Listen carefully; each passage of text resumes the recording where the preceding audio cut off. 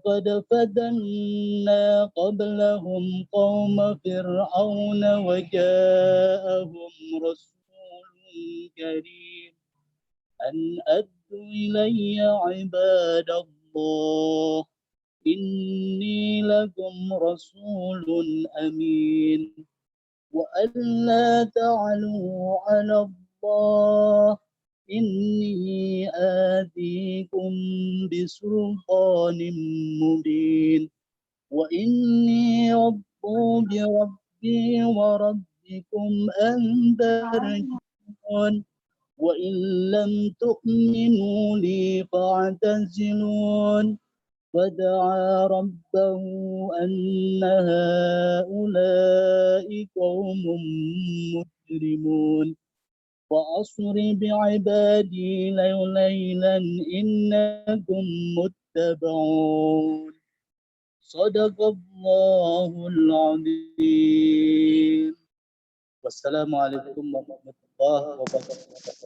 Waalaikumsalam warahmatullahi wabarakatuh. Allahumma arhamna bil Quran.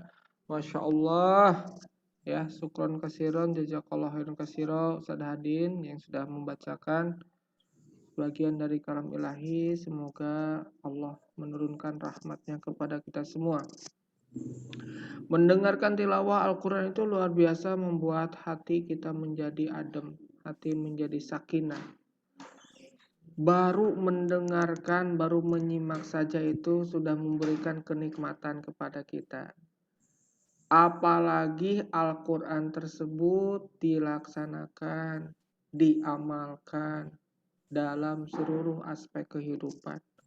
Pasti ya akan memberikan kenikmatan yang sangat luar biasa bagi kita semua sebagai manusia.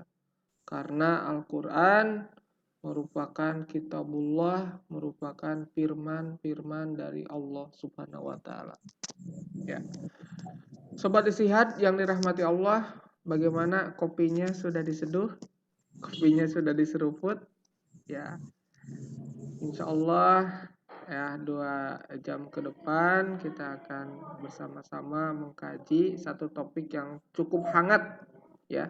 Sekarang sedang viral, sedang banyak diperbincangkan terkait dengan sistem pendidikan ya. Baru-baru ini belum lama viral terkait dengan rencana Mas Menteri ya yang membuat peta jalan pendidikan 2020-2035 yang mana isinya itu banyak menuai kritik ya karena tidak ada frasa agama di dalamnya.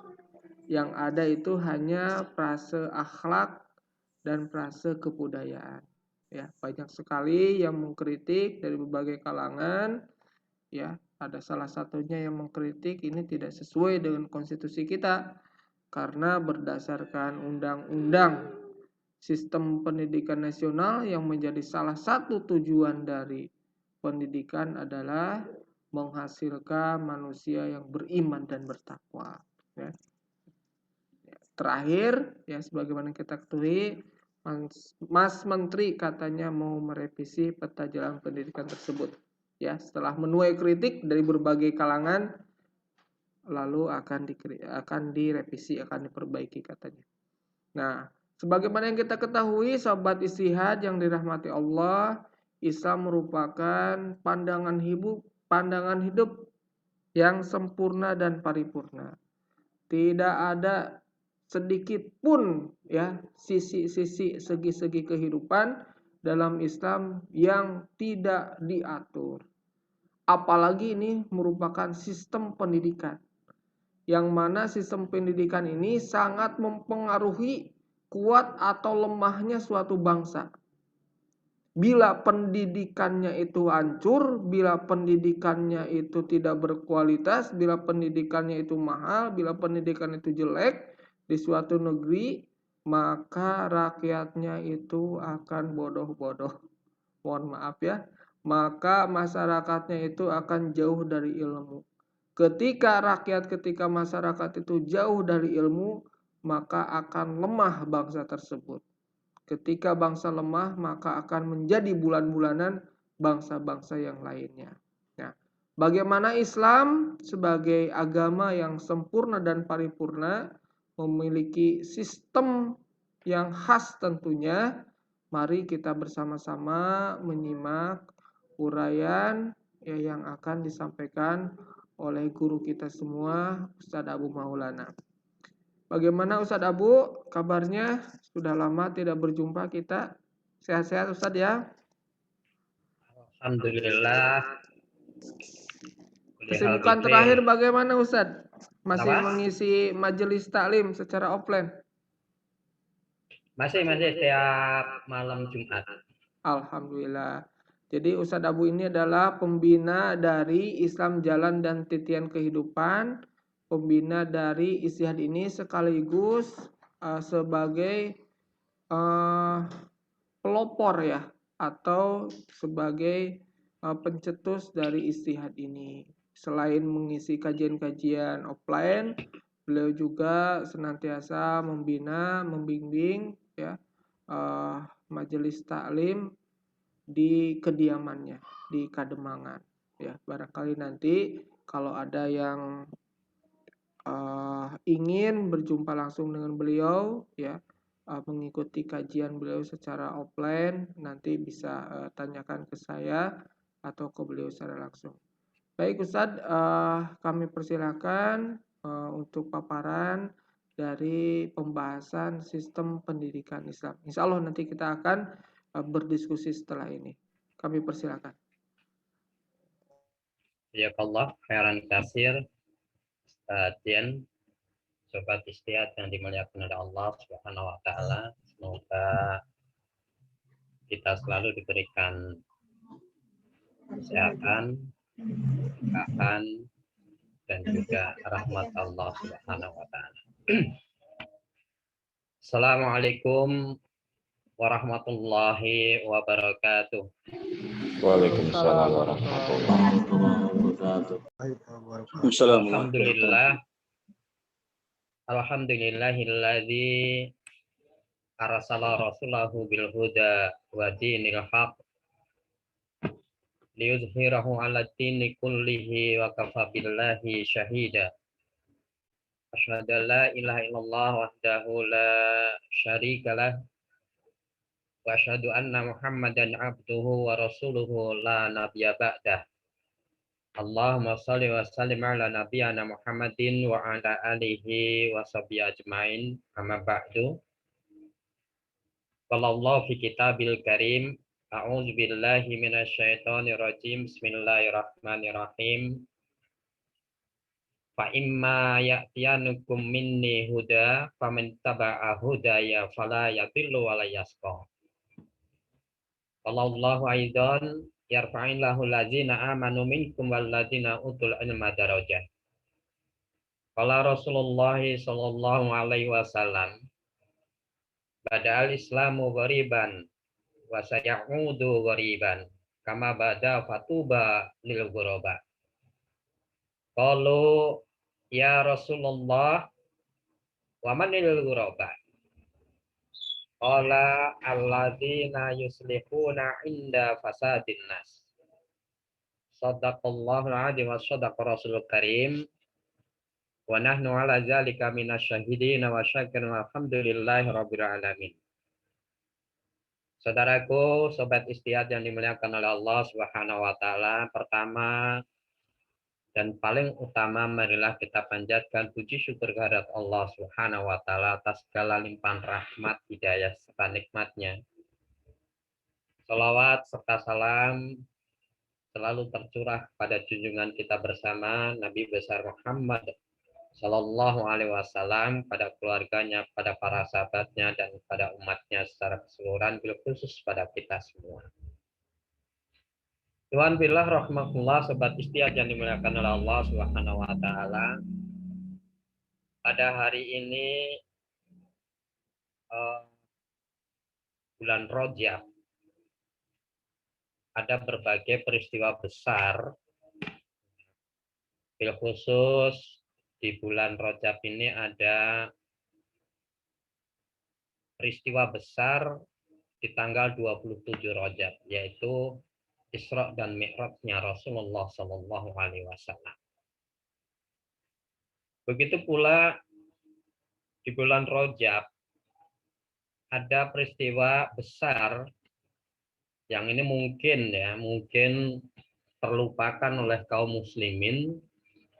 Di tanggal 28 Rajab tahun 1342 Hijriah, institusi Islam yang sebagai metode penerapan syariat Islam sebagai junnah bagi kita semua itu telah diruntuhkan oleh Mustafa Kemal, yang ada di belakangnya adalah negara-negara kapitalisme sekuler.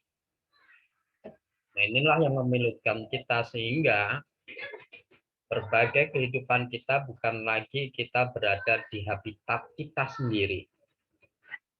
Justru kita hidup di habitat orang lain. Maka bisa dikatakan kehidupan kita itu bagaikan ikan yang tidak hidup di dalam air.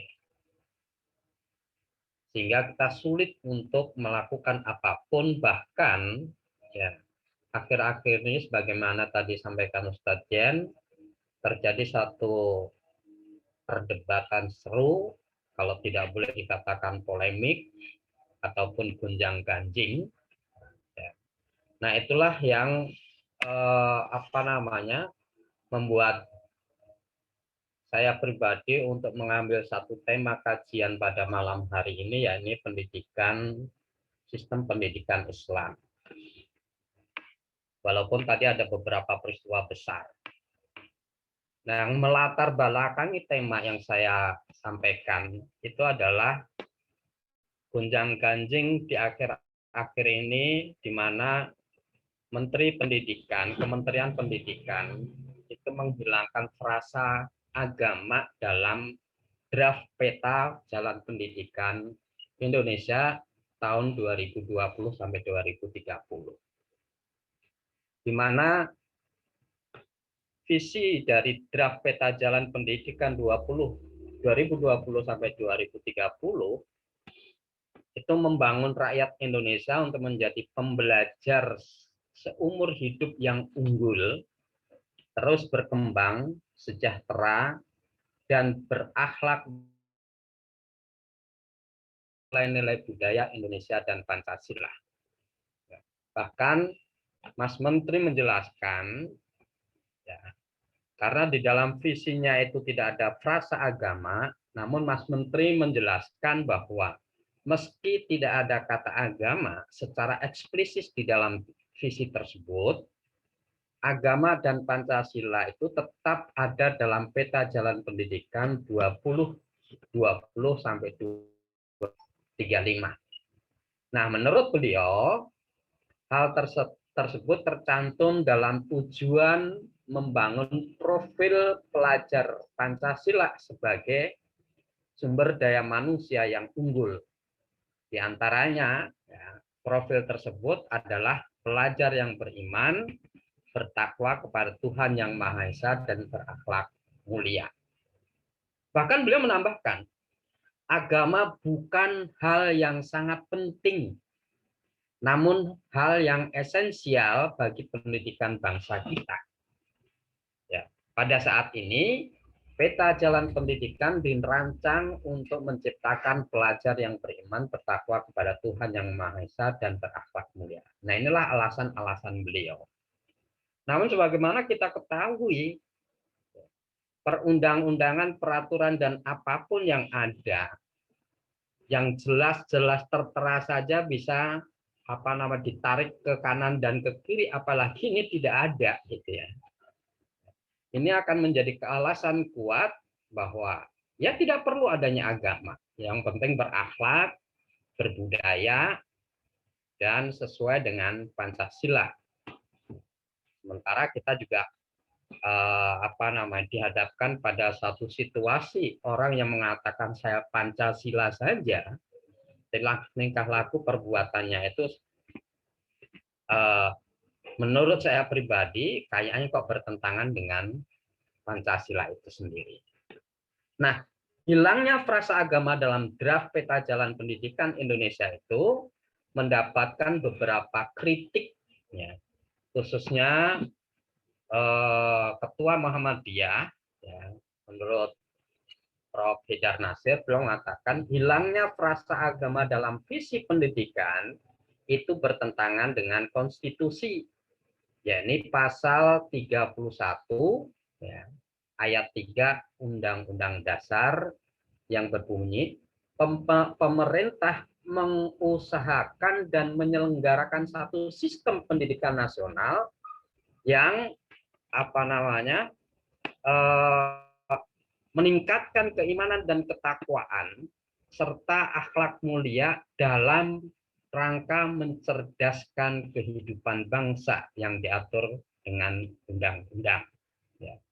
Selanjutnya, pada ayat yang kelima disebutkan pemerintah memajukan ilmu pengetahuan dan teknologi dengan menjunjung tinggi nilai-nilai agama dan persatuan bangsa untuk kemajuan peradaban serta kesejahteraan manusia. Ya. Bahkan di dalam RDP dengan Komisi 10 pun juga mendapatkan kritik, ya, salah satunya berasal dari anggota Komisi 10 yaitu Al-Mufi Syamil Yusuf. Ya. Beliau mengatakan bahwa arah peta jalan yang disusun oleh Kemendikbud arahnya sudah tidak bertolak dari konstitusi dan visi konstitusi, ya, sebagaimana yang terdapat dalam pasal 31 ayat 3 Undang-Undang Dasar Negara Republik Indonesia. Dia mengatakan yang saya maksud adalah ketika Mendikbud menyebut dalam peta jalan itu profil Pancasila yang dikutip dari konstitusi dan undang-undang Sidiknas hanyalah akhlak mulia dan aspek kecerdasan. Padahal Undang-Undang Produk Reformasi pasal 31 ayat 3 dan Undang-Undang nomor 20 2023 jelas mengutip secara lengkap, ya, bahwa pemerintah menyelenggarakan satu pendidikan nasional, meningkatkan keimanan dan ketakwaan serta akhlak mulia dalam rangka mencerdaskan bangsa yang diatur dengan undang-undang. Sebab itu, sejak awal beliau mengatakan dirinya khawatir pembentukan peta jalan pendidikan nasional telah keluar dari amanah dan semangat konstitusi. Oleh karenanya, bertentangan baik secara teknis maupun substansi, maka melalui forum ini kami meminta untuk pimpinan DPR, ya, meminta Kemendikbud untuk mencabut peta jalan tersebut karena secara teknis, ya, tidak diperintahkan oleh undang-undang. Bicara substansi bertentangan dengan konstitusi dan undang-undang pendidikan Sidiknas. Nah, inilah beberapa pendapat, ya, dan kritik yang disampaikan kepada Kemendikbud terkait dengan peta jalan pendidikan yang disusun, yang kemudian seperti Ustadz Jen tadi katakan bahwa Mas Menteri dan jajarannya ingin merevisi, ya, mendengar masukan-masukan dari masyarakat, dari anggota DPR dan lain sebagainya. Inilah gonjang-ganjing yang terjadi. Namun, ya, kalau kita lihat bangsa kita ini kan mayoritas Muslim, maka akan sangat sesuatu yang perlu untuk kita pertanyakan di saat pendidikan itu sebagai modal dasar bagi bangsa ini, bagi masyarakat. Nah, agama terhilangkan dari visi pendidikannya, ini ada hal yang perlu untuk kita pertanyakan. Nah, itu Iwan Filah rahmatullah. Bagaimana juga kita ketahui bahwa pandangan hidup di dunia ini ideologi di dunia ini ada 3 ideologi. Yang pertama adalah komunisme yang lahir dari landasan akidah materialisme atau ateis. Yang kedua adalah kapitalisme lahir dari akidah sekuler, dan Islam yang lahir dari akidah Islam. Nah, ideologi yang ada di dunia ini masing-masing memiliki sistem. Masing-masing memiliki aturan kehidupan yang berbeda antara satu dengan yang lainnya. Dan masing-masing ideologi ini akan melahirkan peradaban yang khas yang merupakan cerminan dari ideologinya, yang merupakan cerminan dari akidah. Sehingga apabila mohon maaf, jalan berpikir yang harus kita luruskan, apabila akidah sekuler itu pasti akan melahirkan aturan-aturan sekuler yang akan memproduk hukum-hukum, peraturan-peraturan, hukum-hukum, perundang-undangan yang tidak akan pernah bertentangan dengan akidahnya. Bahkan itu menjadi satu kesatuan. Jadi akidah sekuler itu akan melahirkan produk-produk hukum. Di dalam kehidupan ini adalah produk-produk hukum yang mencerminkan dari akidah sekuler itu sendiri.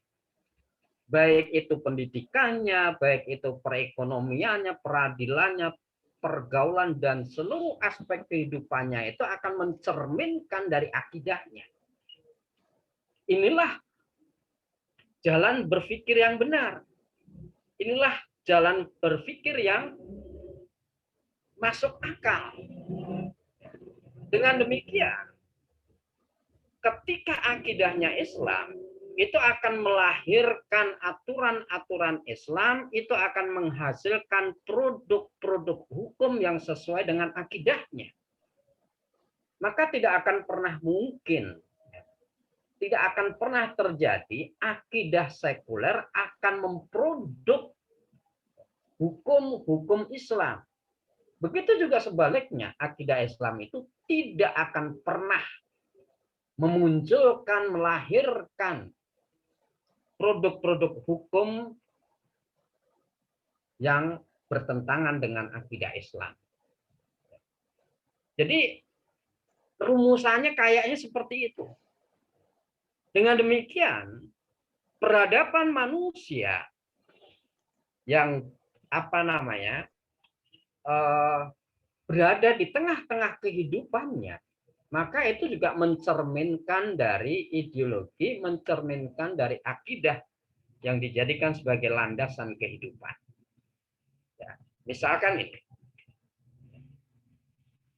kita bisa memperbandingkan hadharah ataupun peradaban Islam yang lahir dari akidah Islam dan peradaban Barat yang lahir dari ideologi sekuler. Kita ketahui bahwa asas kehidupan yang dipergunakan dalam ideologi sekulerisme yang melahirkan hadharah Barat, asasnya adalah sekulerisme berlandaskan hawa nafsu, dan tolak ukur perbuatannya itu hanya ada pada manfaat. Tujuan kehidupan itu hanya persoalan kekayaan, persoalan harta, persoalan materi. Karena menurut hadharah Barat, makna kebahagiaan bagi mereka itu adalah apabila kepuasan nafsunya itu tercapai. Sehingga seluruh kehidupan dalam segala aspeknya dia akan upayakan dalam rangka untuk memenuhi kepuasan jasmani. Nah, ini berbeda dengan Islam. Kehidupan Islam yang tercermin dalam peradaban kehidupannya itu berasaskan akidah Islam, berasaskan la ilaha illallah Muhammadur Rasulullah, berlandaskan keimanan, sehingga tolok ukur perbuatannya bukan hanya sekedar kemanfaatan bagi dirinya, namun tolok ukur perbuatannya itu adalah hukum-hukum syarak, halal ataupun haram. Karena tujuan dari kehidupannya adalah beribadah kepada Allah Subhanahu wa taala, sehingga kebahagiaan yang hendak diraih itu bukan hanya kepuasan jasmani, namun lebih dari itu bahwa makna kebahagiaan dari hadarah Islam, dari ideologi Islam itu adalah ridha Allah Subhanahu wa taala. Nah, perbandingan-perbandingan ini bisa kita lihat di tengah-tengah kehidupan. Ya. Di dalam menyusun draft peta jalan pendidikan pun juga kita bisa melihat ya, landasan apa yang dipergunakan, berpijak pada asas apa. Ini akan kita bisa melihat cerminan bahwa jika itu berasaskan akidah Islam, berlandaskan keimanan, insya Allah ya bahwa peta jalan itu adalah peta jalan dalam rangka untuk meraih kebahagiaan di sisi Allah Subhanahu wa taala. Nah, iwan fillah rahmatullah. Kalau kita berbicara terkait dengan peradaban, maka apa yang dimaksud dengan peradaban? Ya, secara umum peradaban atau al-hadarah itu maknanya adalah cara hidup, thariqatul hayah, yang terbentuk dari sejumlah pandangan-pandangan hidup yang diyakini kebenarannya oleh suatu bangsa atau diyakini kebenarannya oleh umat dalam segala bentuknya, baik diwujudkan, baik itu diekspresikan secara nyata seperti perilaku, ya, seperti juga bangunan-bangunan yang khas, maupun diekspresikan maupun diwujudkan dalam ekspresi yang abstrak atau tidak nyata, seperti nilai-nilai ataupun ide-ide. Misalkan ide kebebasan, hak asasi manusia, demokrasi, toleransi, dan lain sebagainya. Itu merupakan satu hadarah. Dengan demikian hadarah ini akan terimplementasi secara real di tengah-tengah kehidupan sesuai dengan pijakannya, sesuai dengan azas dan juga sesuai dengan landasannya. Sehingga peradaban tersebut akan sangat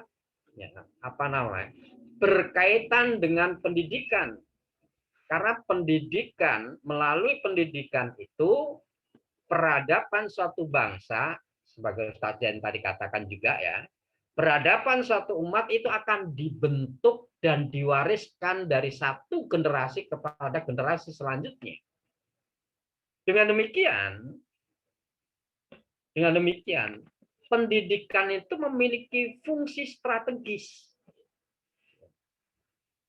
Jadi pendidikan itu bukan hanya sekedar mentransfer pengetahuan, bukan hanya sekedar mewariskan sains dan teknologi untuk memenuhi keperluan manusia.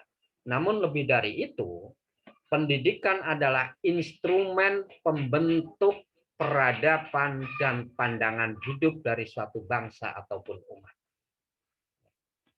Jadi di sini pendidikan itu begitu berperan penting di dalam kehidupan. Maka jika sistem pendidikannya itu buruk, maka itu akan berimbas kepada kehidupan buruk di tengah-tengah umat. Jika sistem pendidikannya itu baik, maka itu juga akan menghasilkan masyarakat yang baik. Namun kembali lagi, bahwa baik dan buruknya masyarakat melalui pendidikan ini akan sangat-sangat terkait dengan pendidikan itu dilahirkan dari ideologi apa. Jadi ma'asyiral muslimin rahimakumullah. Pertanyaan kemudian, bagaimana pendidikan dalam dunia Islam? Pendidikan dalam dunia Islam pasca keruntuhan institusi khilafah atau sejak imperialisme barat yang memuncak pada tahun atau pada abad ke-19 dan berlangsung hingga pertengahan abad ke-20, umat Islam masih berada di bawah bayang-bayang hegemoni barat melalui apa yang dinamakan proses pembangunan atau proses developmentalisme pasca kolonialisme hingga tahun 20-an. Tahun 80-an, mohon maaf. Yang dilanjutkan dengan globalisasi melalui neoliberalisme dari tahun 80 hingga sekarang. Barat terus berupaya menancapkan pengaruhnya di atas dunia Islam. Karena itu, walaupun kita bisa mengatakan kita sudah merdeka, namun secara formal dari kolonialisme barat, negara-negara berkembang di dunia Islam itu belum mampu membangun sistem pendidikan Islam secara mandiri. Ya. Belum mampu membangun sistem pendidikan yang mengacu kepada peradabannya sendiri, yaitu peradaban Islam. Bahkan mohon maaf ya, kurikulum yang beredar di sebagian besar negeri-negeri Muslim mungkin juga mohon maaf, barangkali di negeri kita ini merupakan produk ya asal dari penjajah, yang maksudnya ilmu pengetahuan yang diajarkan dalam kerangka pemikiran dan perspektif barat, di mana di dalam kehidupannya itu berpijak kepada fasludin anil hayah, yakni sekularisme, memisahkan agama dari kehidupan. Sehingga disinilah boleh jadi ya, karena sekularisme ini upaya-upaya untuk menghilangkan, kalau tidak boleh dengan kata menghilangkan ya mengeliminir peran agama di dunia pendidikan. Padahal kalau kita lihat di negara-negara barat untuk mempertahankan ideologinya, untuk mempertahankan sekularisme dan juga sosialis komunismenya, mereka mengajarkan di dunia pendidikan dari jenjang yang rendah sampai jenjang yang paling tinggi, itu mengajarkan bagaimana peradaban yang mereka anut. Nah, ini pertanyaan bagaimana pendidikan di dunia Islam, kita harus akui bahwa sampai saat ini negeri-negeri Muslim belum mampu membangun sistem pendidikannya yang sesuai dengan peradaban Islam itu sendiri. Ma'asyiral muslimin rahimakumullah. Sobat Istihad yang dimuliakan oleh Allah Subhanahu wa taala. Kemudian ya, bagaimana membangun sistem pendidikan Islam? Saudara yang dimuliakan oleh Allah Subhanahu wa taala. Satu sistem itu tidak akan pernah bisa dijalankan secara ideal apabila tidak dilaksanakan oleh institusi. Sementara kita ketahui bahwa institusi dalam rangka mewujudkan menerapkan syariat Islam secara totalitas, sebagaimana yang diwariskan oleh Rasulullah SAW, tanda kutip ya, warisannya tanda kutip di sini. Yaitu adalah sistem khilafah. Sistem khilafah itulah sistem pemerintahan yang mewujudkan, yang menerapkan di dalam kehidupannya seluruh hukum-hukum Islam, termasuk di dalamnya adalah pendidikan. Jadi sistem pendidikan Islam itu diletakkan kedudukannya sebagai pembentuk dan pelestari peradaban Islam. Al-Hadarah al-Islamiyah, yang merupakan misi dari pendidikan itu sendiri. Jadi pendidikan di dalam Islam itu bukan hanya sekedar mentransfer berbagai pengetahuan seperti sains dan teknologi yang diperlukan oleh manusia. Namun pendidikan itu juga harus dirancang, dibangun untuk mengarah pada pembentuk dan pelestari peradaban Islam.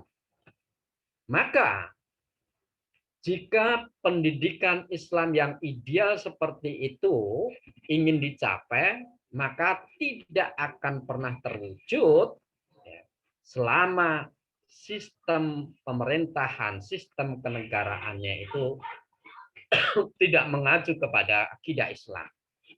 Maka yang saya maksud pendidikan di sini adalah bukan hanya sekedar kita, mohon maaf ya, membuat sekolahan yang kita menyusun dan menciptakan kurikulum yang kita kehendaki. Ya, walaupun itu bisa, namun akan sangat besar kendalanya di dalam kita melanjutkan pendidikan itu. Ya. Dengan demikian saya ulangi bahwa sistem pendidikan Islam itu harus diletakkan kedudukannya sebagai pembentuk dan pelestari peradaban Islam. Ya. Bukan hanya sekedar mentransfer berbagai pengetahuan, sains dan teknologi. Ya. Nah, untuk itu diperlukan institusi, yakni institusi khilafah. Ya. Nah, Iwan filah rahmatullah. Apabila pendidikan Islam itu tidak terwujud, ya memang saat ini memang kita ketahui bersama, kita belum mampu untuk mengekspresikan keyakinan kita, keimanan kita di tengah-tengah kehidupan melalui pendidikan, maka ketiadaannya itu menyebabkan pendidikan hanya akan dijadikan sebagai pembentuk dan pelestari peradaban Barat. Al-Hadarah al-Gharbiyah itu akan selalu tegak dikarenakan kitalah seorang muslim, kaum muslimin yang justru melestarikan, justru yang kalau orang Jawa nguri-uri gitu ya. Atau bahasa Indonesianya apa ya? Melestarikan. Nah, pendidikan yang berasaskan sekulerisme, yang tidak berdiri tegak di atas ideologi Islam, pada akhirnya hanya akan melayani kepentingan para kapital, khususnya adalah kapitalis global. Dengan demikian, di saat kita menginginkan pendidikan Islam itu berada di tengah-tengah kita, maka kita tidak boleh melupakan untuk terus mendorong pemimpin-pemimpin kita, penguasa kita untuk menerapkan syariat Islam secara totalitas. Nah, di dalam pendidikan, khususnya pendidikan Islam, itu ada 4 pilar. Yang pertama dari pilar pendidikan itu adalah asas dari pendidikan. Yang kedua, tujuan dari pendidikan yang hendak dicapai. Kemudian, metode pembelajaran dan juga kurikulumnya. Nah, Iwan filah rahmatullah, agar kita mendapatkan suatu kerangka di dalam dunia pendidikan ini, maka jika pendidikan Islam yang hendak kita tegakkan, jika pendidikan Islam yang hendak kita wujudkan, maka sekali lagi, segala apapun dalam aspek kehidupan kita tidak boleh lepas dari pilar utamanya, yaitu asas. Jadi, Iwan billah rahmatullah, asas pendidikan adalah akidah Islam. Akidah Islam inilah yang akan menjadi sumber bagi sakofah dan peradaban Islam, sekaligus dijadikan sebagai mikyas, sekaligus dijadikan sebagai standar dari berbagai pengetahuan yang dihasilkan oleh non-Muslim. Jadi apabila kita mentransfer, bukan mentransfer ya, mengimpor katakanlah, mengambil ilmu pengetahuan dari Barat, dari non-Muslim, kita bisa mensaring itu semua dengan akidah Islam, dengan sakofah dan peradaban Islam. Maka peradaban mana yang boleh untuk kita ambil dan peradaban mana yang tidak boleh kita ambil. Maka akidah Islamlah yang kita jadikan sebagai standar dalam rangka untuk menyaring pengetahuan dari bangsa-bangsa lain, dari umat-umat lain. Dengan demikian, kita tidak menutup diri akan kemajuan sains dan teknologi dari berbagai bangsa. Karena dalam sains dan teknologi itu tidak akan berkaitan dengan akidah. Namun jika terkait dengan peradaban, jika terkait dengan sakofah, jika terkait dengan persoalan-persoalan sosial, maka itu akan sangat terkait dengan akidah. Jadi asas pendidikan Islam itu adalah akidah Islam. Yang kedua, tujuan pendidikan Islam itu ada 3. Yang pertama, membentuk kepribadian Islam bagi para peserta didik. Maka pengalaman pribadi ya, mohon maaf kalau saya menyampaikan pengalaman bukan curhat ya. Di saat saya waktu kecil sekolah, yang saya rasakan bahwa seorang guru itu memiliki otoritas, seakan-akan tidak bisa diganggu-gugat oleh peserta didik maupun orang tua didik. Karena di tangan guru itulah para peserta didik itu dibentuk kepribadiannya. Maka begitu kental terkait dengan kejujuran, begitu kental terkait dengan peradaban dan adab-adab serta akhlak. Bahkan di waktu SD itu seorang guru yang datang dengan naik sepeda, membawa tas. Ini peserta didik rame-rame berebut untuk membantu beliau. Ada yang membawakan tasnya, ada yang menuntun sepedanya. Nah, itulah hasil dari kepribadian yang dibentuk dari pendidikan. Nah, moralitas yang demikian, realitas kehidupan saat ini yang bisa kita rasakan di dunia pendidikan itu sulit kita temukan. Yang ada adalah, mohon maaf ya, peserta didik yang tidak menghormati para gurunya. Begitu pula sebaliknya. Tidak sedikit dari para guru itu memfungsikan dirinya hanya sebagai pengajar, bukan sebagai pendidik. Yang penting dia mengajar, dia mendapatkan imbalan, mendapatkan kompensasi dari jasa yang dia lakukan. Jadi hanya sekedar seperti itu yang kita lihat, mudah-mudahan. ini tidak benar. Namun kembali lagi ya, bahwa yang kita amati di tengah-tengah masyarakat seperti itu. Jadi seorang guru itu seakan-akan sudah tidak lagi dihargai oleh para muridnya. Ya. Maka kepribadian ini menjadi sangat penting. Orang yang tinggi pendidikannya, maka seharusnya memiliki kepribadian yang lebih tinggi. Ya. Orang yang memiliki gelar yang panjang, maka seharusnya dia mampu untuk menunjukkan bahwa kepribadiannya itu sesuai dengan gelar yang dia miliki.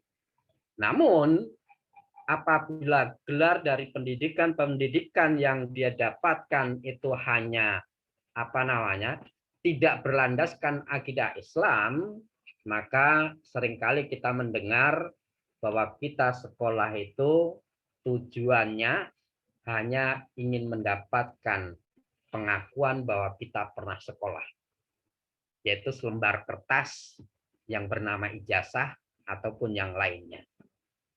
Ya. Sehingga kepribadian itu tidak muncul dari peserta-peserta didik, yang boleh jadi juga pendidiknya juga seperti itu. Maka tujuan pendidikan yang pertama itu seharusnya membentuk kepribadian. Nah, di dalam Islam, kepribadian Islam itu terdiri dari dua hal, yaitu akliyah wa nafsiyahnya. Bagaimana cara berpikir ya, dan bagaimana cara bertingkah laku, perilakunya. Maka saksiyah Islamiyah itu adalah berpikir dengan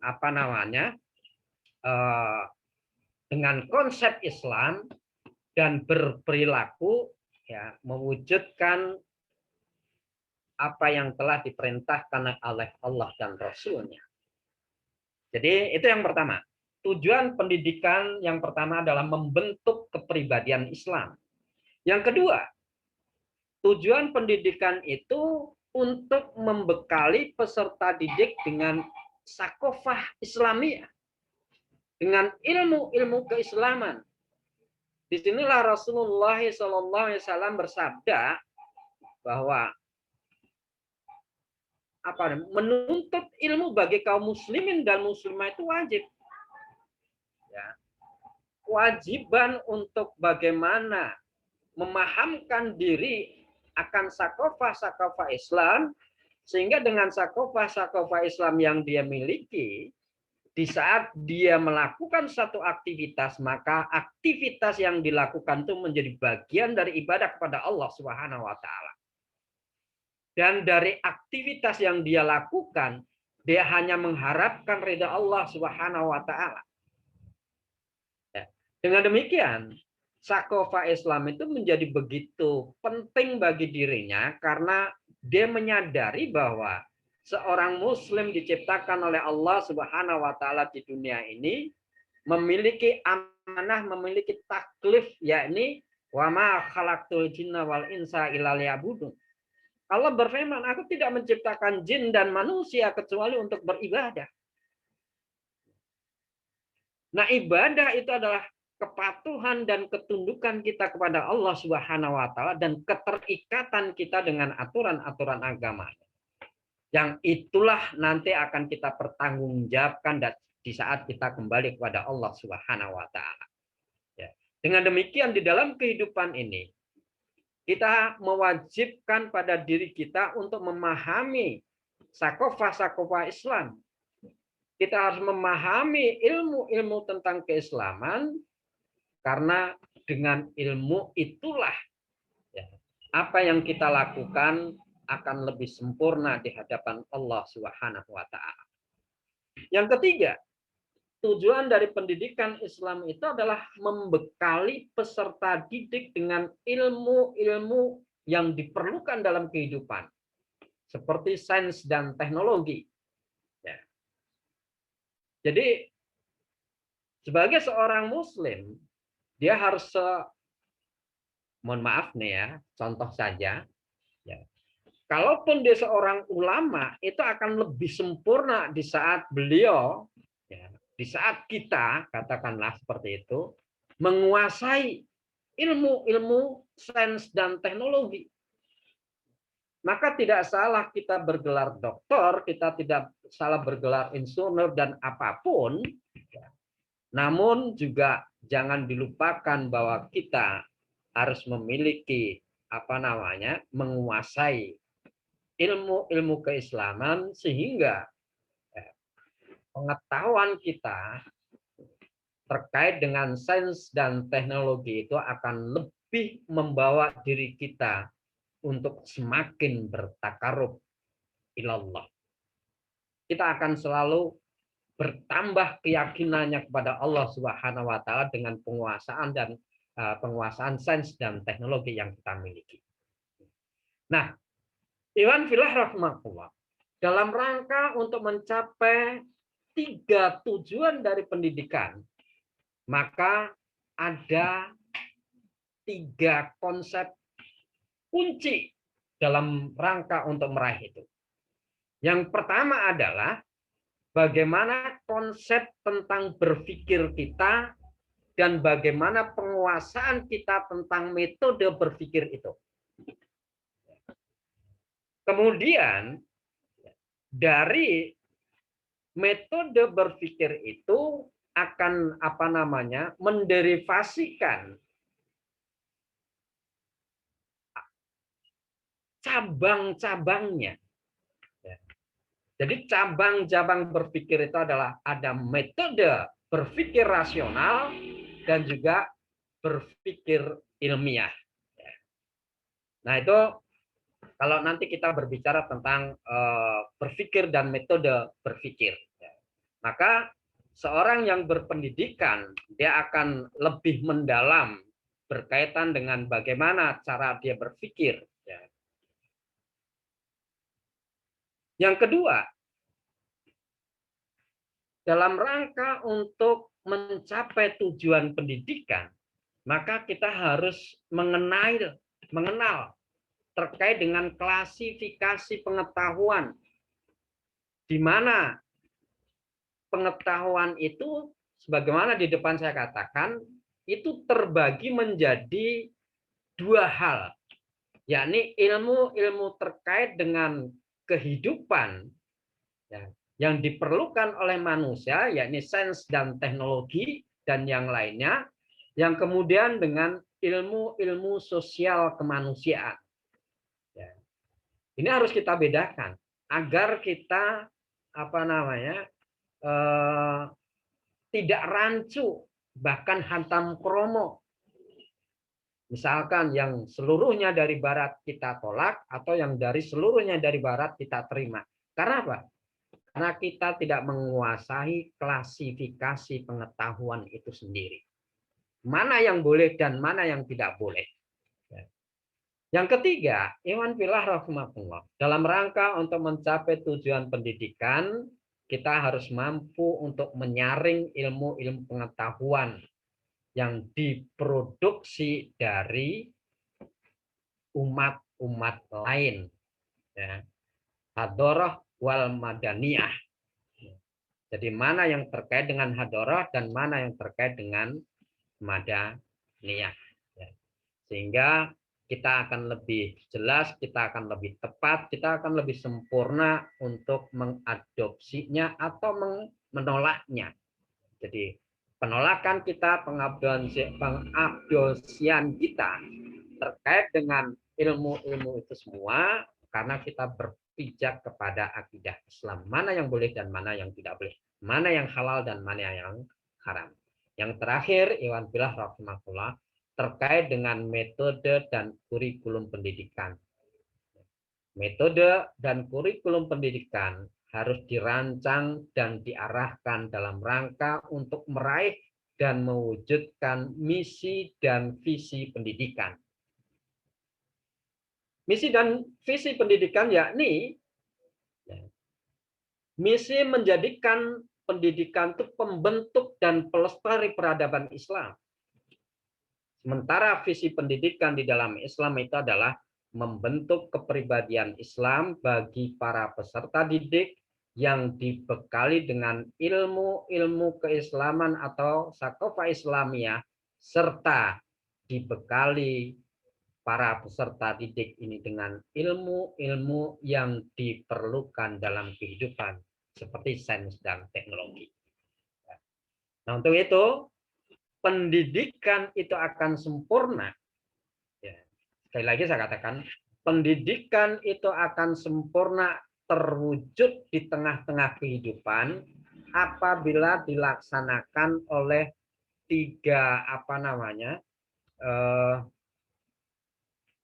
diwujudkan oleh tiga pihak. Yang pertama adalah keluarga, yang kedua adalah lingkungan, yang ketiga adalah negara. Jadi bagaimana kita mendidik anak-anak kita di rumah, ya, karena rumah itu adalah madrasatul ula, jadi sekolahan pertama bagi anak-anak kita. Bil khusus adalah ibunya. Ya.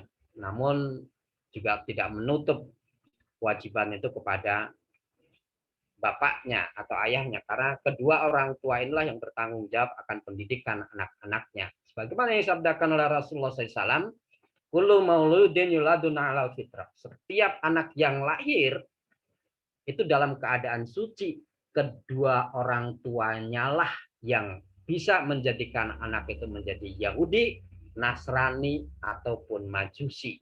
Ya. Jadi ada keluarga adalah pendidikan pertama bagi anak-anaknya. Yang kedua adalah lingkungan. Lingkungan. Sebaik apapun anak kita, kita didik di rumah, itu akan sangat terkait, akan sangat berpengaruh ya, dengan lingkungan yang ada. Karena anak-anak kita ataupun juga kita semua itu tidak akan bisa terlepas berhubungan dengan orang lain. Ya. Hubungan dengan orang lain dalam satu wilayah itu akan membentuk satu komunitas, ya. Sehingga lingkungan itulah yang akan sangat juga mempengaruhi ya, dari pendidikan kita dan anak-anak kita. Sehingga ya, bisa bisa kita rasakan jika lingkungan itu tidak memperdulikan atau tidak peduli terhadap kondisi, sudah pasti itu akan memberikan dampak yang kurang baik dari pendidikan anak-anak kita. Apabila kita berbuat salah, tidak ada yang mengingatkan. Apabila ada hal-hal yang kurang baik itu tidak ditegur dan lain sebagainya. Karena lingkungannya merasa tidak peduli, maka itu akan membuat lingkungan itu menjadi kacau. Dan yang terakhir, bahwa pendidikan itu akan bisa sempurna apabila negara itu melaksanakan secara baik. Di dalam pendidikan itu diperlukan lembaga itu harus menyiapkan sarana dan prasarananya, baik itu fisik ataupun juga yang non fisik. Fisik bisa bangunan, tenaga pendidik dan lain sebagainya. Yang non fisik adalah kurikulum yang harus diarahkan kepada pembentukan sebagaimana visi dan misi pendidikan itu sendiri. Nah, Iwan filah rahmatullah, saudaraku, sobat istiad yang dimuliakan oleh Allah Subhanahu wa taala, sebagai penutup. Nah, pendidikan Islam itu merupakan satu instrumen yang strategis karena sebagai pembentuk dan pelestari peradaban Islam itu sendiri. Untuk itu, kembali lagi, pendidikan Islam memerlukan adanya institusi negara yang relevan. Institusi negara yang mampu untuk mewujudkan dari tujuan pendidikan itu sendiri. Yang mampu mewujudkan visi dan misi pendidikan itu sendiri. Nah, pendidikan Islam itu akan mampu terwujudkan oleh institusi Islam, yaitu khilafah Islamiyah. Hanya saja apa namanya? Pendidikan Islam itu akan berada pada jalur misinya yang benar sebagai pembentuk dan pelestari peradaban di saat institusi itu menerapkan syariat Islam secara totalitas. Karena pendidikan itu, sistem pendidikan itu akan sangat terkait dengan sistem-sistem yang lain. Pendidikan memerlukan dana yang cukup besar, maka dana ini akan sangat terkait dengan sistem ekonominya. Sistem ekonomi itu akan terwujud secara sempurna, secara baik jika sistem pemerintahannya itu juga benar.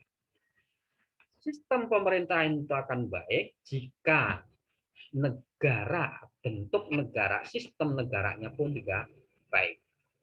Dengan demikian, satu sistem dengan sistem yang lain itu tidak akan bisa berjalan sendiri-sendiri. Kalaupun bisa, itu tidak akan sempurna. Untuk itu, iwan billah rahmatullah. Pendidikan Islam dalam institusi selain institusi Islam, katakanlah seperti demokrasi pada saat ini akan menuai berbagai permasalahan. Jadi kita lihat polemik pada akhir-akhir ini.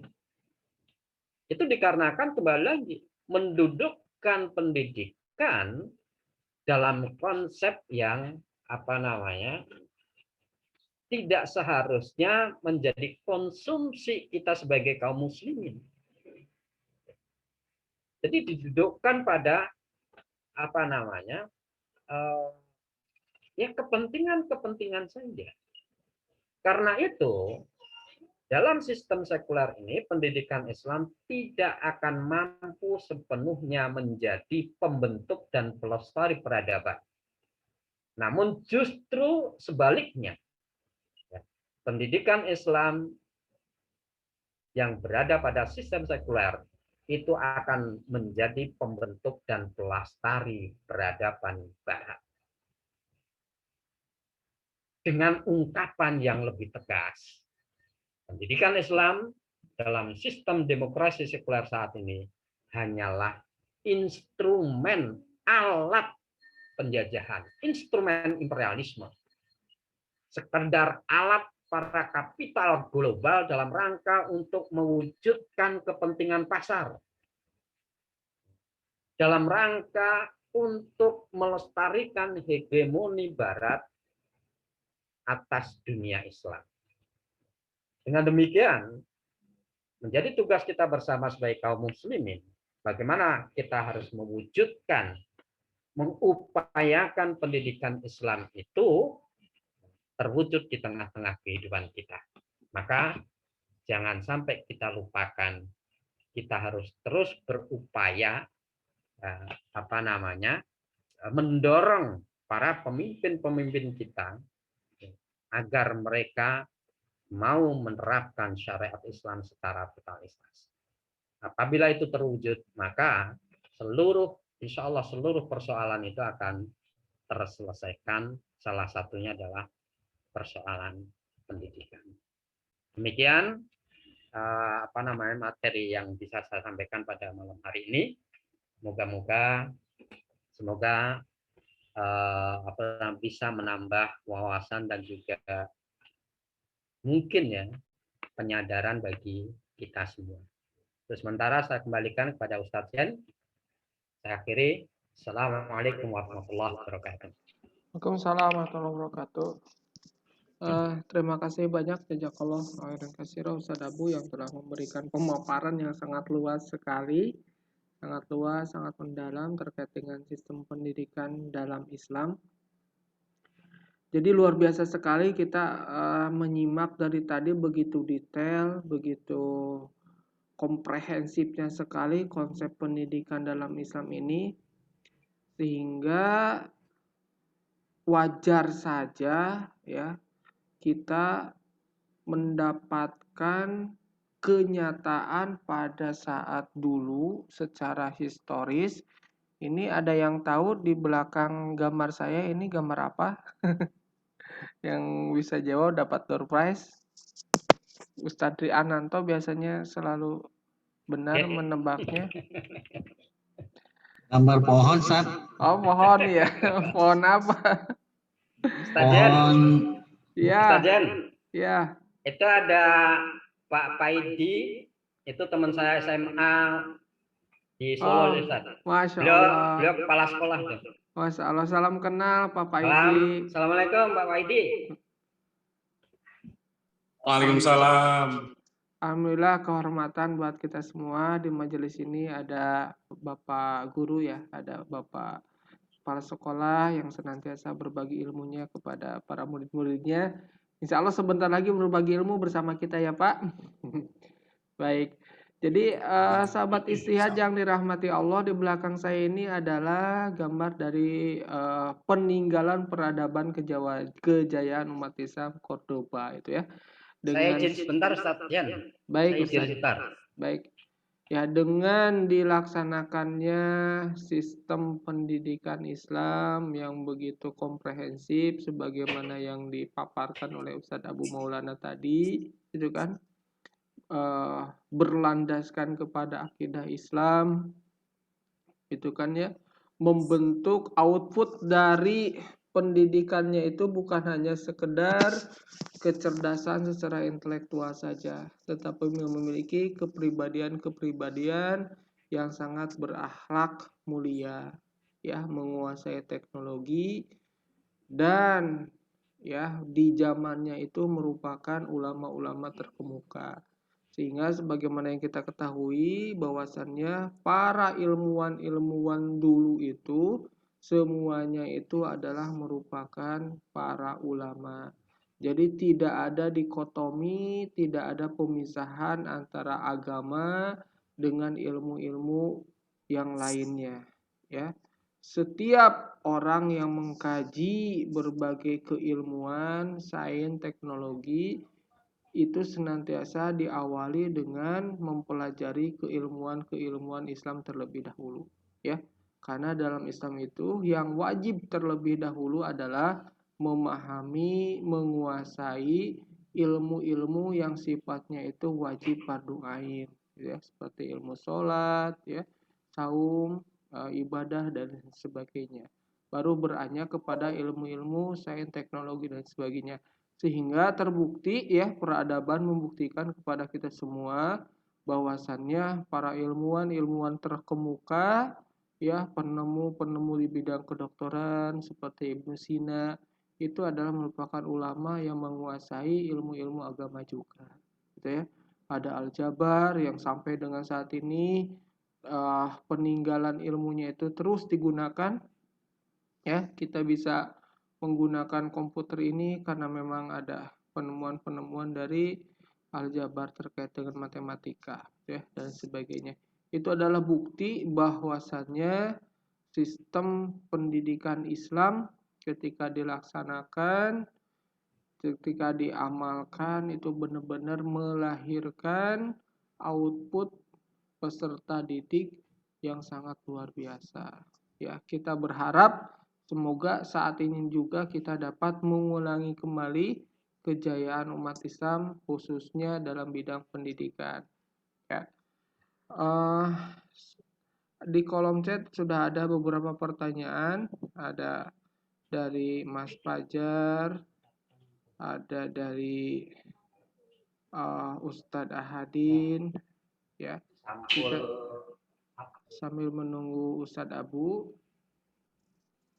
mungkin ada beberapa tambahan masukan dari Pak Paidi sebagai praktisi pendidikan. Bapak berbagi ilmu bersama kami, barangkali kami persilahkan Pak.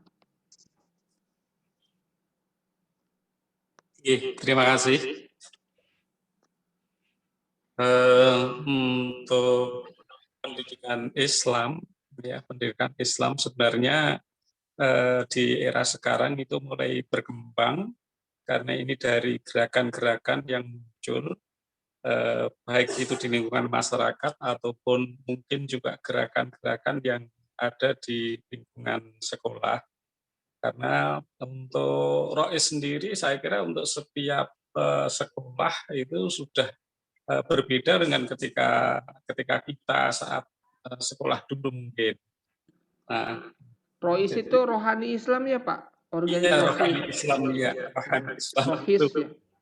Iya, itu sendiri kan sudah banyak gerakan-gerakan yang modelnya tidak hanya sekedar sosial, tapi juga kajian-kajian yang dilaksanakan di masjid, sekolah, ataupun mungkin bahkan dari Sabtu itu kadang juga ada kajian. Jadi untuk keislaman ini akan bisa tersiar, ya, bisa tersebar ketika dari pengampu atau pengampu kebijakan tentu memberi ruang, ya, memberi ruang. Jadi ruang untuk bergerak, kemudian fasilitasi yang mungkin hanya sekedar motivasi. Itu bagi saya itu penting sekali. Tidak bisa generasi itu kita biarkan secara sendiri, tapi harus kita kawal, ya, kita kawal agar sesuai dengan kaidah-kaidah di Islam itu sendiri. Mungkin itu dari saya atas waktunya. Terima kasih. Baik, terima kasih banyak Pak Paidi yang sudah sharing ya bersama-sama kita. Jadi betul sekali Pak Paidi, saya pernah mengalami waktu SMA itu kan aktif di Rohis. Jadi berbeda sekali pembelajaran kita antara di kelas dengan di organisasi. Beda sekali. Mungkin kalau di kelas itu pendekatannya akademik ya Pak ya. Pendekatannya itu hanya transfer knowledge saja gitu kan. Hanya mencoba untuk menyampaikan keilmuan-keilmuan gitu kan. Tapi kalau di Rohis itu beda. Kita merasakan pembinaan gitu kan.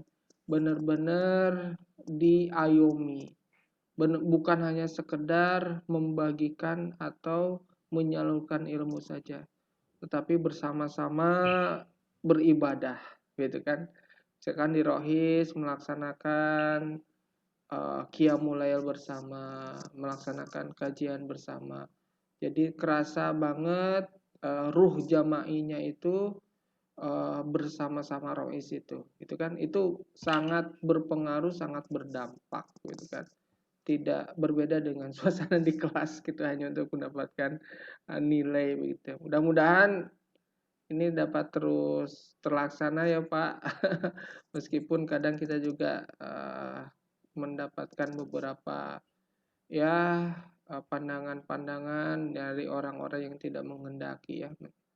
Baik, Ustadz Abu, ini alhamdulillah kita mendapatkan pertanyaan dari teman-teman kita. Yang pertama dari Mas Fajar. Ya, mungkin Ustadz Abu juga bisa sambil membaca di kolom chat. Apakah dihilangkannya pendidikan agama di sekolah menyasar sekolah-sekolah Islam seperti SDIT, SMPIT, atau pesantren seandainya hanya di sekolah-sekolah negeri?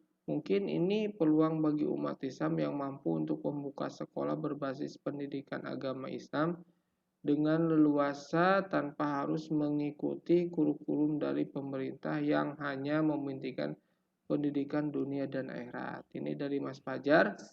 Ini sudah bisa ditangkap Ustadz ya pertanyaannya? Atau Ya, mungkin silakan. ada yang mau diklarifikasi dulu ini? Benarkah dihilangkan pendidikan agama atau dalam peta ya, peta perjalanan pendidikan ini yang dimaksud dengan dihilangkan? Mangga silakan Ustaz. Ya. Kalau secara formal mungkin tidak ya. Ya. Kalau dibatasi atau itu mungkin. Ya. Namun kembali lagi saya katakan di awal.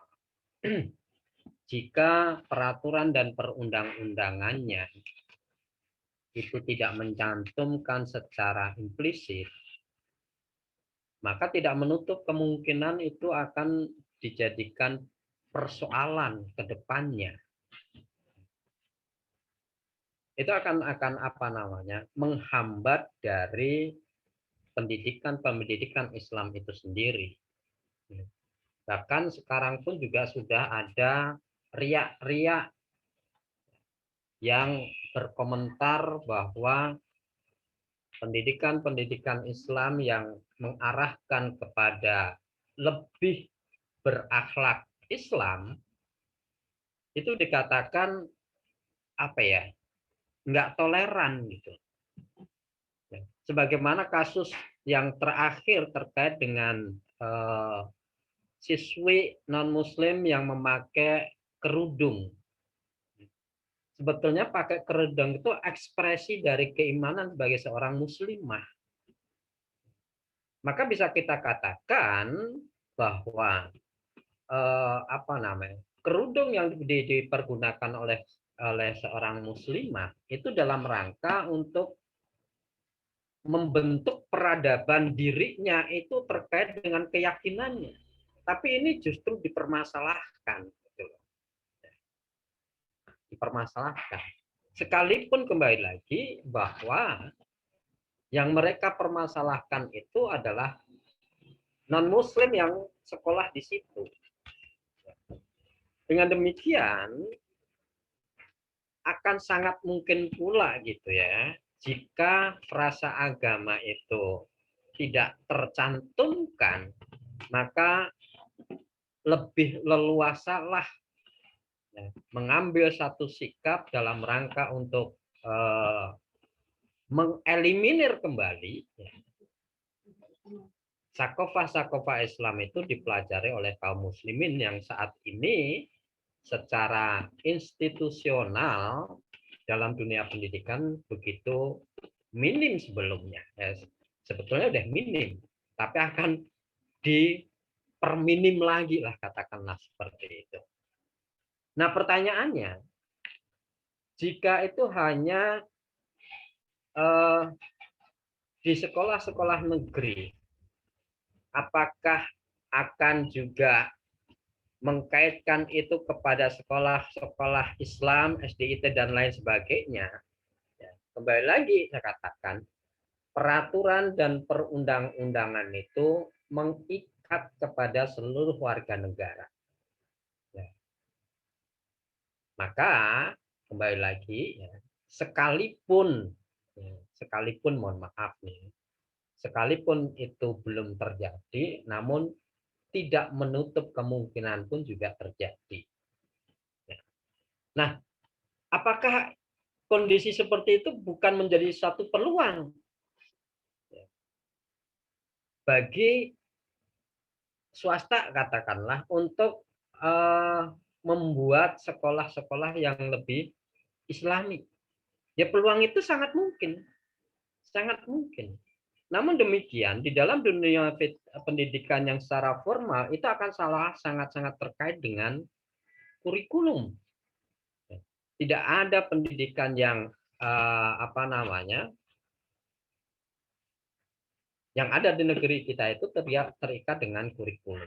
Ya, kecuali pesantren dan lain sebagainya, mereka juga apa namanya, punya kurikulum sendiri.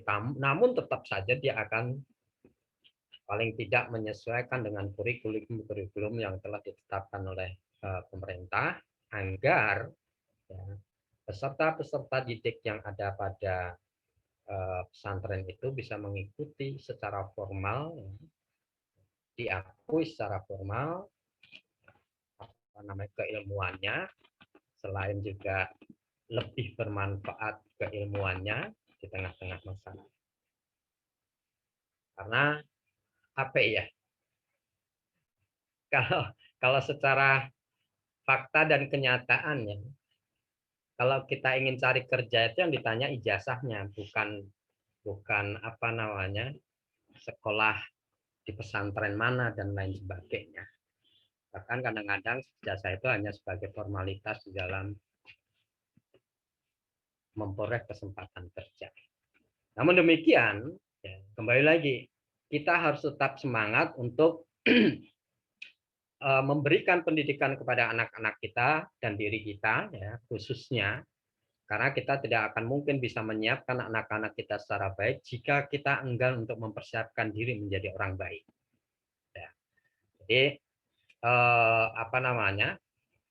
Jangan terlalu berharap anak-anak kita menjadi anak-anak yang soleh jika kita abai terhadap kesolehan diri kita. Jadi ku anfusakum wa ahlikum naro. Jadi jagalah dirimu dan keluargamu. Jadi kita bertanggung jawab terhadap anak-anak kita. Dan Iwan filah rahmatullah, disinilah pentingnya kita tidak tidak larut dalam polemik hilangnya frasa agama ataupun tidak. Yang jelas kita wajib untuk mendidik diri kita dan anak-anak kita dan menciptakan lingkungan kita agar diri, anak kita, lingkungan kita selalu mendapatkan keberkahan dari Allah Subhanahu wa taala, dan itu hanya akan kita dapatkan jika kita itu mengikuti petunjuk dari Allah Subhanahu wa taala sebagaimana firman-Nya, fa imma ya'tiyanikum minni huda. Jika datang kepadamu petunjukku, famanit tabahudaya, barang siapa yang mengikuti petunjuk itu, fala yadhillu wala yashqa, maka dia tidak akan sesat, dia tidak akan celaka. Mudah-mudahan kita selalu berpegang teguh kepada syariat Allah Subhanahu wa taala. Dengan syariat itu insya Allah kita akan menuai satu rahmat dan keberkahan. Demikian Ustaz. Baik Ustaz, di sini Ustaz Fajar barangkali ada yang mau disampaikan secara langsung biar puas nih dari jawaban Ustaz Abu. Biasanya sedang sibuk sambil bekerja ya Ustaz Fajar. Ya, kita coba lanjut ke pertanyaan berikutnya Ustaz. Dari Pak Haji Ahmad. Assalamualaikum Pak Haji, apa kabar? Gimana sinyalnya bagus? Apakah pendidikan di pesantren-pesantren dalam kurung tradisional dan modern di negara kita sudah menjadi bagian dari pendidikan Islam yang benar? Nah, ini menarik sekali Ustaz. Gimana menurut Ustaz pendidikan pesantren yang ada selama ini? Sudah sesuai nggak dengan Islam? Ya kalau dikatakan sesuai atau tidak, insya Allah itu sesuai. Namun sempurna atau sudah sempurna atau belum, itu belum. Ya. Karena seringkali kita mendapati penguasaan sakofa Islam dari orang-orang pesantren itu begitu luar biasa. Namun penguasaan terkait dengan sains dan teknologi itu agak berkurang. Sehingga kemampuan untuk mengkaitkan antara sakofah dan kehidupan seringkali juga bergeser gitu ya. Dengan kata lain, mohon maaf ya, tujuan dari pendidikan itu adalah saksiyah Islamiyah atau kepribadian Islam. Di mana kepribadian Islam itu di saat seseorang itu mengambil suatu keputusan, nah keputusan itu didasarkan kepada akidah Islam. Kemudian pemikiran-pemikiran itu direalisasikan dalam perilaku. Maka perilakunya itu harus sesuai dengan akidah Islam. Atau dengan kata lain, keputusan-keputusan yang diambil dari cara dia berpikir yang berlandaskan syariat Islam, didasarkan pada sakofa Islam, maka terimplementasi di dalam kehidupan. Jadi jangan sampai juga, mohon maaf ya, kita mengetahui hukumnya itu tidak boleh, kita paham bahwa itu sesuatu itu haram, namun kita menjadi bagian dalam apa namanya perilakunya, kita menjadi bagian dari orang-orang yang melaksanakan itu. Jadi seakan-akan apa yang kita bicarakan dengan apa yang kita perbuat itu adalah sesuatu yang berbeda. Ya. Jadi ya pesantren itu sangat luar biasa. Kita harus apresiasi. Ya, dari mereka lah akan bermunculan orang-orang yang bisa kita jadikan sebagai pionir, sebagai toladan dari kehidupan kita. Namun demikian perlu juga kita sempurnakan dengan penguasaan ilmu kehidupan. Ya.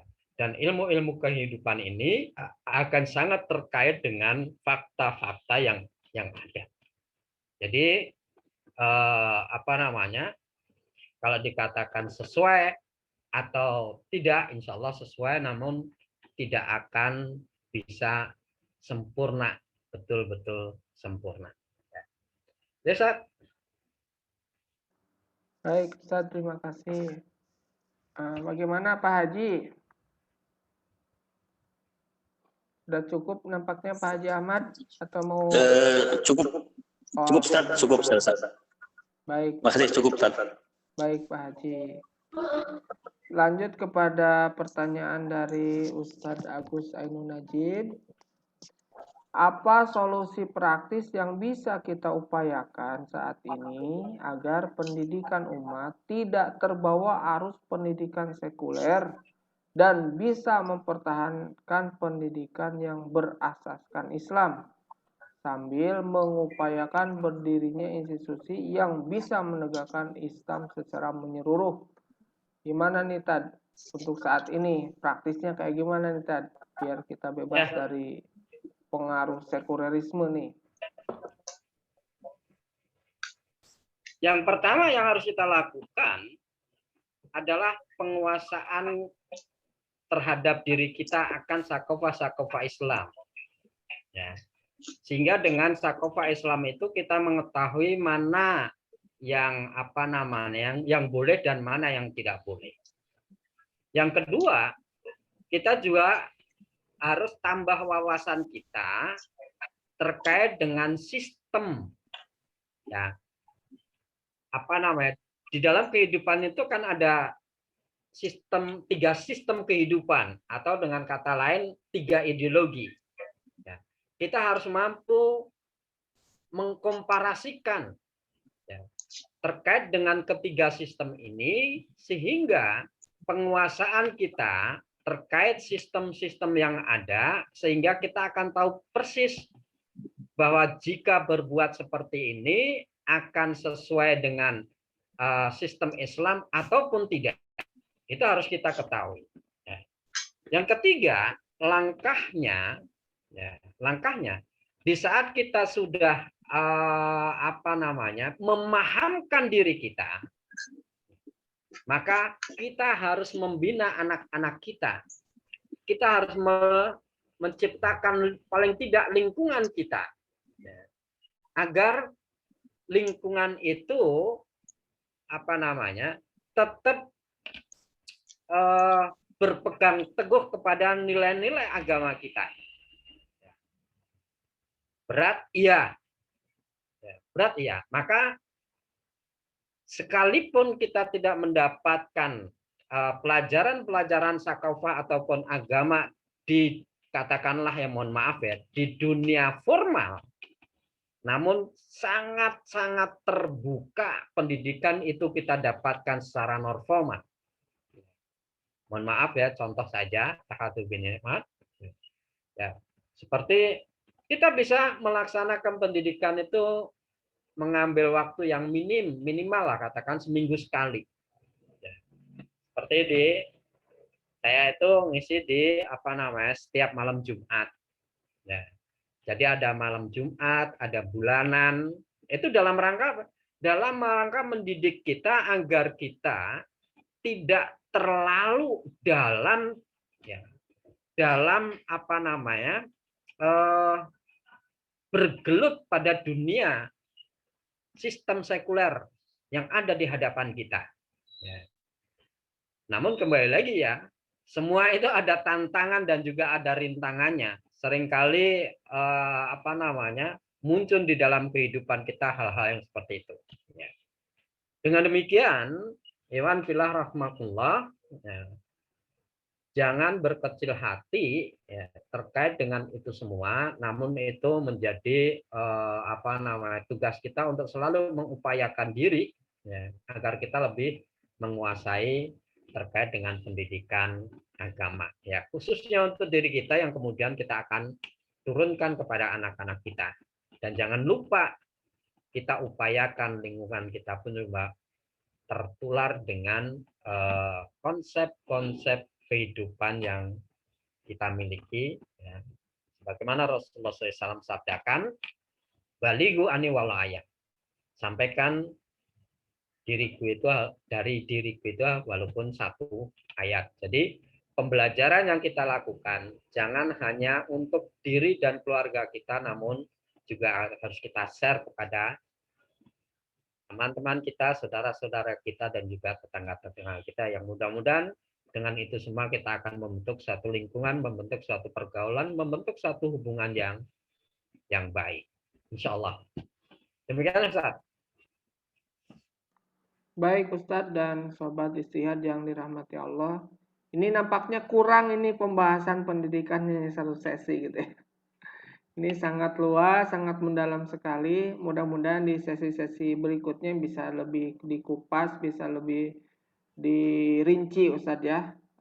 Tidak terasa hampir sudah 2 jam kita bersama-sama dalam majelis istihad ini. Pasti mendapatkan manfaat yang sangat banyak, tambahan sakofa buat kita semua. Sayang sekali kita memang dibatasi dengan waktu. Sebagai penutup, barangkali ada beberapa closing penutup atau kesimpulan-kesimpulan inti yang akan disampaikan oleh Ustaz Aku. Kami persilakan. Baik, Iwan filah rahmatullah. Di dalam mukadimah itu saya membacakan satu hadis yang disabdakan oleh Rasulullah Shallallahu Alaihi Wasallam, di mana Rasulullah SAW bersabda, "Bada'al Islamu ghariban, wa sayaudu ghariban, fatuba lil ghuraba." Pada mulanya Islam itu asing. Pada mulanya Islam itu dalam keadaan asing.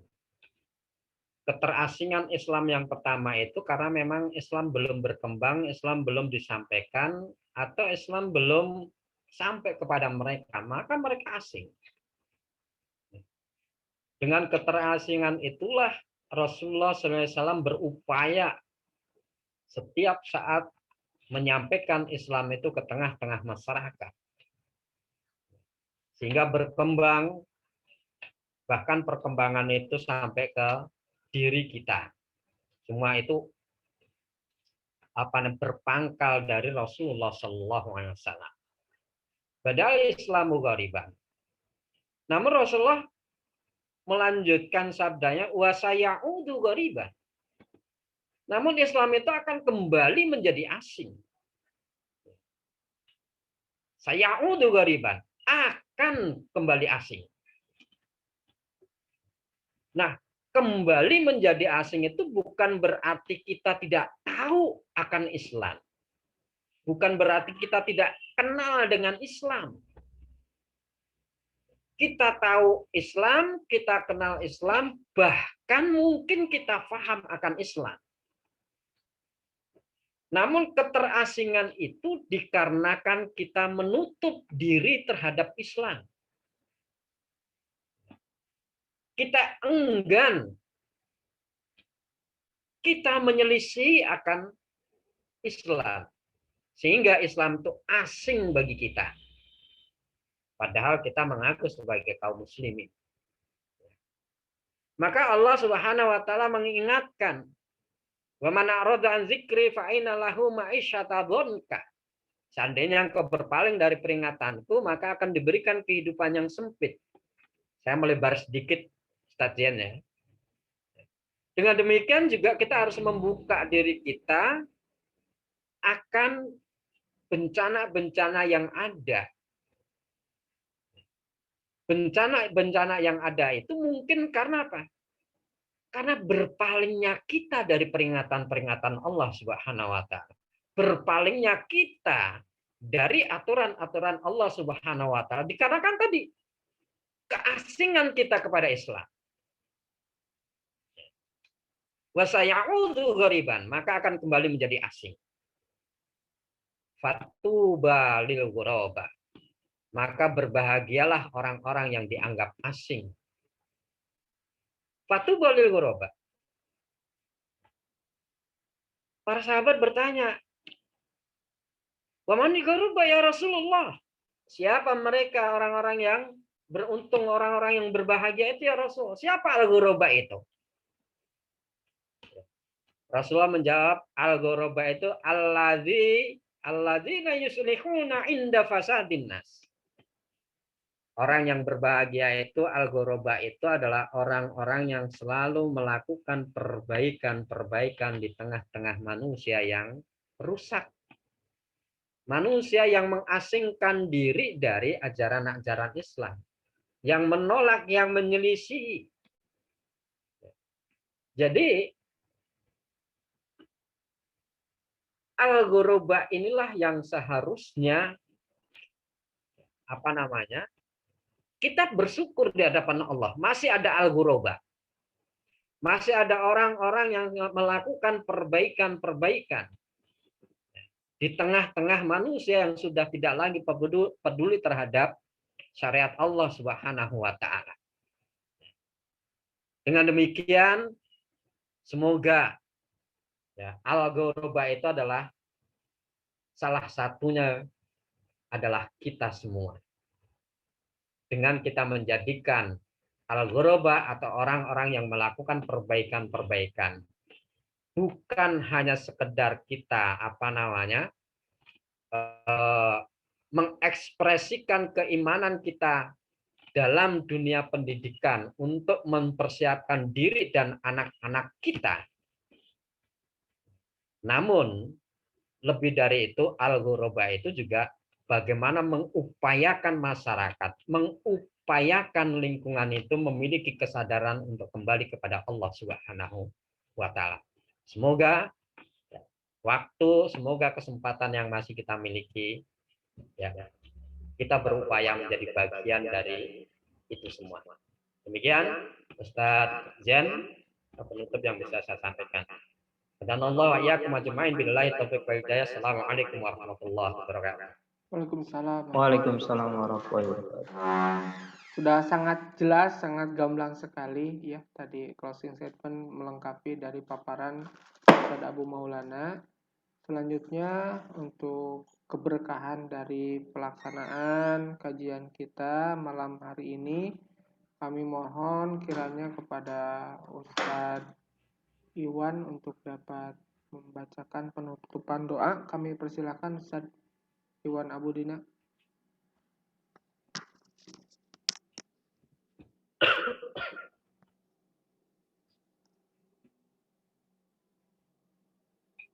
Sepertinya beliau ada gangguan teknis ya, atau mungkin ada kendala yang lain. Baik, Sobat Istiad yang dirahmati Allah, mari kita bersama-sama menutup kajian Istiad ini dengan membacakan doa kifaratul majelis. Bismillahirrahmanirrahim. Subhanakallahumma wa bihamdika asyhadu an la ilaha illa anta astaghfiruka wa atubu ilaik. Alhamdulillahirrahmanirrahim. Terima kasih atas partisipasi dari Sobat Istiad sekalian. Wabil khusus terutama kepada guru kita semua, Ustadz Abu Maulana, yang senantiasa berbagi ilmunya kepada kita semua. Semoga Allah senantiasa merahmati kita semua, memberikan kesehatan, dan kita senantiasa diberikan kemudahan dan kekuatan untuk melaksanakan berbagai amal soleh. Demikian, sampai jumpa kembali di acara istihad yang akan datang, insya Allah setiap malam Ahad, setiap minggu. Demikian, billahi taufiq wal hidayah. Assalamualaikum warahmatullahi wabarakatuh.